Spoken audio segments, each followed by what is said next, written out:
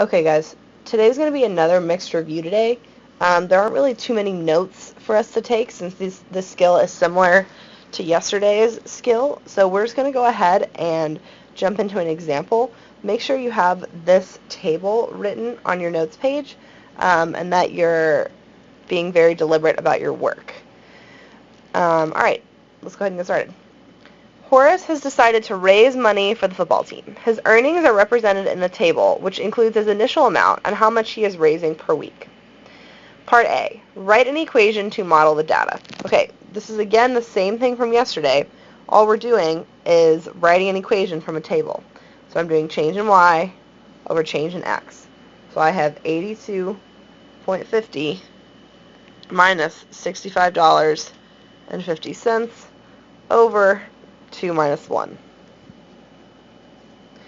$82.50 minus $65.50 is going to leave me with 17. And then 2 minus 1 is just going to leave me with 1. So I'm going to have a slope here of 17. X plus, now I need to figure out what my y-intercept is.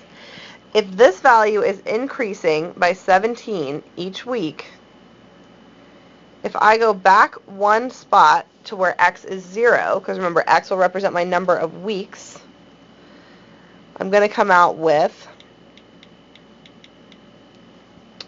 it'll be $65.50 minus 17, which equals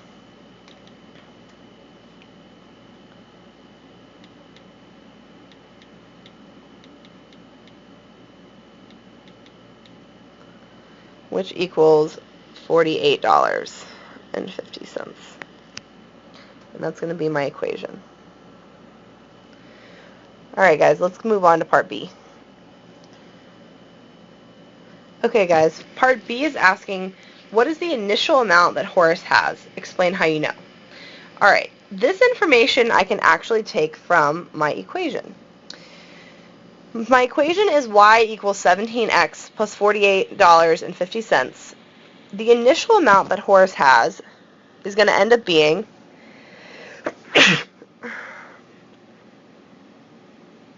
pardon me guys. The initial amount that he has is going to end up being $48.50. And I know this because the word initial means what was the first amount that I had, or what was the amount that I started with. And remember, if we think about our equations in terms of constants and changing values, our y-intercept is always our starting point, and it's always the value that stays the same. So I know that Horace started out with $48.50 because that is represented as the y-intercept in my equation. And then part C, how much is he raising per week? Again, I can go to my equation to figure that out. Horace is raising $17 every week because I don't know how many weeks it's going to take to get to however much money he's trying to get, which means I could plug in a value for X and come out with the value of my table. So if I were to plug in, let's say I wanted to know how much he had raised after 2 weeks, I could plug in 2 for X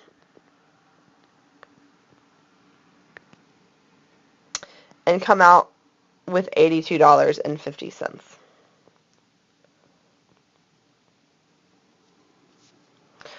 So think about it in terms of which number is changing and which number is staying the same. Let's do another example.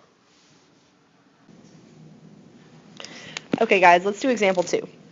To make extra money, Miss Way has started working at a clothing store. She earns $12 initially and an additional $9 per hour. Write an equation and fill in the table. Well, I know I'm going to write my equation in the form y equals mx plus b, where m is my slope and b is my y-intercept. So I need to figure out which one of these numbers between 12 and 9 is going to be my constant and which one's going to be my number that changes. Well, I know that $12 is going to be my y-intercept because I know that she's guaranteed at least $12. And then $9 per hour. So if she works more than 1 hour, she's going to make more than $9. So that's going to be followed by an x. Now let's think what x and y mean in the context of this problem. Y is going to be my total money earned because that's going to be my total. And then X will end up being the number of hours. And I know this because I could plug in a number for X and figure out the total amount that she makes.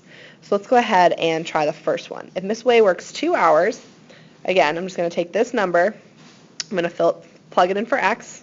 I'm going to have 9 times 2 plus 12. 9 times 2 is 18. 18 plus 12 is going to give me 30. Let's do another one. All right, let's plug in 4. If Miss Way works 4 hours, all I'm going to do is I'm going to plug in 4 for X. 9 times 4 is 36. 36 plus 12 is going to give me 48. So as you can see, this, as she works 2 hours each time, this is going to increase by 18 every single time. So I'm not going to take time to fill out the rest of this table. You can do that on your own. But if she worked 6 hours, she would end up making $66. And if she worked 8 hours, she would end up making $84. All right, guys, that's going to be it for me today. Let's go ahead and practice.